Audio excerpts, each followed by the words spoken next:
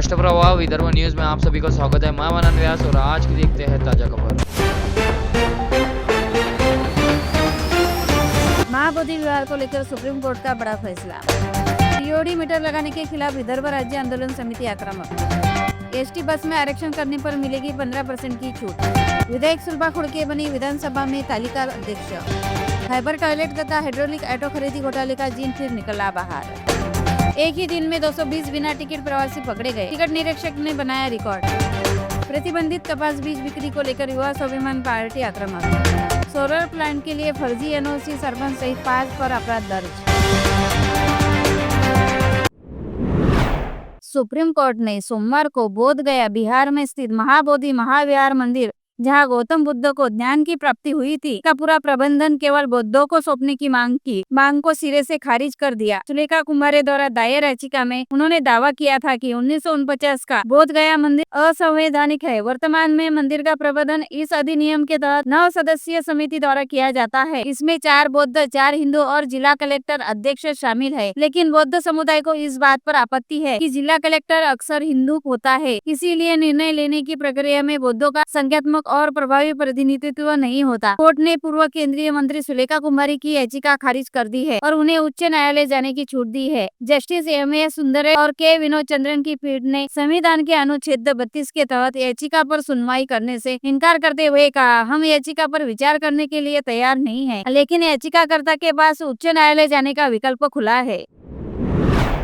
विदर्भ राज्य आंदोलन समिति ने सोमवार को नागपुर के वैरायटी चौक पर विद्युत वितरण कंपनी द्वारा स्मार्ट मीटर नाम बदलकर टीओडी मीटर लगाने के खिलाफ जोरदार प्रदर्शन किया और चेतावनी दी कि अगर ये मीटर लगाए गए तो उग्र आंदोलन किया जाएगा। इस मौके पर मीटर के पोस्टर जलाए गए। प्रदर्शनकारियों ने कहा कि सरकार अडानी, मोटे, काले और अन्य निजी उद्यमियों की जेब भरने के लिए उपभोक्ताओं पर ये महंगे मीटर जबरन लगा रही है। इन मीटरों को लगाने का करार एक निजी कंपनी के साथ बहुत ऊंची दर पर किया गया है और बदले में सत्ताधारी पार्टी को विभिन्न तरीके से लाभ मिलने की संभावना भी प्रदर्शनकारियों ने जताई।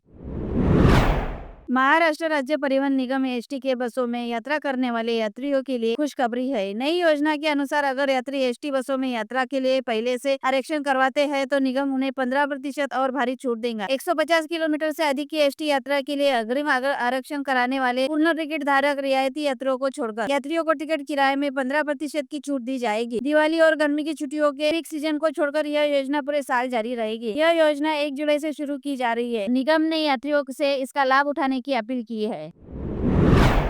राज्य विधानमंडल का मानसून सत्र आज 30 जून को शुरू हुआ है। विधानमंडल के मानसून सत्र के लिए विधानसभा के अध्यक्ष एडवोकेट राहुल नार्वेकर ने विधानसभा के तालिका अध्यक्ष के रूप में वरिष्ठ विधानसभा सदस्य विधायक सुलभा खुड़के के नाम की घोषणा की। सदन को चलाने के लिए तालिका के अध्यक्ष के रूप में घोषित होने पर सदन के सभी सदस्यों ने उन्हें बधाई दी। इस अवसर पर मुख्यमंत्री देवेंद्र फडणवीस, उप मुख्यमंत्री एकनाथ शिंदे, उप मुख्यमंत्री अजितदादा पवार भी विधानसभा में उपस्थित थे।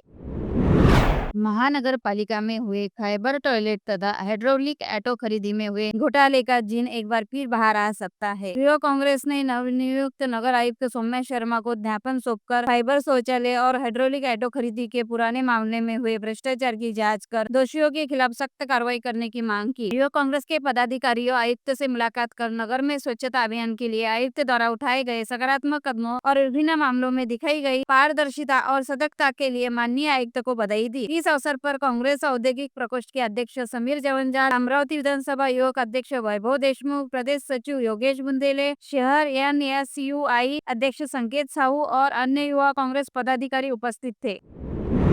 नागपुर में मध्य रेलवे के मुख्य टिकट निरीक्षक आलोक कुमार झा ने मुफ्त यात्रियों से जुर्माना वसूलने का रिकॉर्ड कायम किया है, जिससे मध्य रेलवे पर बिना टिकट यात्रा करने से यात्रियों को 10 बार सोचना पड़ेगा। इसके चलते इस टिकट निरीक्षण की रेलवे के वरिष्ठ अधिकारियों द्वारा भी प्रशंसा की जा रही है। टिकट निरीक्षक झा ने एक ही दिन में एक एक्सप्रेस से 220 से अधिक बेटिकट यात्रियों को पकड़कर उनके खिलाफ कार्रवाई करके रिकॉर्ड बनाया है। उन्होंने इन बेटिकट यात्रियों से करीब 1,72,000 रुपए का जुर्माना वसूला है। यह कार्रवाई गाड़ी संख्या 03251 दानापुर SMVT बेंगलुरु में की गई है। युवा स्वाभिमान पार्टी के कार्यकर्ताओं ने आज जिला कृषि अधीक्षक पर कपास के बीज फेंके और प्रतिबंधित फर्जी एचबीटी बीज बेचने वाले दुकानदारों पर जुर्माना लगाने की मांग की। अमरावती जिले में प्रतिबंधित बीज अजीत 155 5G एक बेचे जाने के बावजूद दुकानदार पर कार्यवाही नहीं करने का आरोप लगाते हुए ठिय्या आंदोलन शुरू किया। या ठिकाणी आज आम्ही कृषी अधीक्षक यांना निवेदन दिलेलं आहे। त्या निवेदनाच्या अनुषंगानं जे बडगुजर नामक या ठिकाणी मंडळ अधिकारी होते त्यांनी त्या कंपनीला व त्या कृषी केंद्राला पाठीशी घालण्याचं काम केलं आहे। बापना कंपनीचं 2 ट्रक बियाणं युवा स्वाभिमान पार्टीच्या वतीनं जर 2 दिवसात या अमरावती जिल्ह्याच्या कृषी अधीक्षक कार्यालयाकडून त्याच्यावर ठोस पावलं उचलल्या गेली नाही, योग्य कारवाई झाली नाही, तर गुरुवारला विधान भवनाच्या गेटवर 2 ट्रक बियाणे व खते युवा स्वाभिमान पार्टीच्या वतीनं बोगस बियाणे, बापना कंपनीचे बोगस बियाणे हे कृषी मंत्र्यांना आम्ही त्या ठिकाणी भेट देऊ व या बापना कंपनी व या ठिकाणी जे भ्रष्ट अधिकारी आहेत त्यांच्यावर निलंबनाची कारवाई, निलंबनाचीच नाही तर त्यांच्यावर बडतर्फीची मागणी आम्ही या ठिकाणी युवा स्वाभिमान पार्टीच्या वतीने कृषी मंत्र्यांना या ठिकाणी गुरुवारला करणार आहे। बुल्डाना जिले के मोताला में सोलर प्लांट लगाने के लिए मिलीभगत से फर्जी अनापत्ति प्रमाण पत्र और प्रस्ताव का इस्तेमाल किए जाने का खुलासा हुआ है। प्रारंभिक जांच में पता चला है कि इससे नगर पंचायत को करीब 10 लाख रुपए के राजस्व का नुकसान हुआ है। इस मामले में नगर पंचायत के अध्यक्ष, कर्मचारियों, सोलर कंपनी के मैनेजर और कर्मचारियों के खिलाफ मामला दर्ज किया गया है। इससे राजनीतिक हलके, औद्योगिक क्षेत्र और मोताला तहसील में हलचल मच गई है। आरोपियों में मोताला नगर पंचायत की अध्यक्षा माधुरी देशमुख, स्वीकृत नगर सेवक Amol Shivaji Deshmukh, Sun Power India private limited के प्रबंधक महेश सहाने, शांताराम सुखदा लोखंडे, लिपिक सुनील ओमकार मिरकुटे शामिल है। और लेटेस्ट न्यूज देखने के लिए राष्ट्रप्रभा चैनल को लाइक और सब्सक्राइब कीजिए।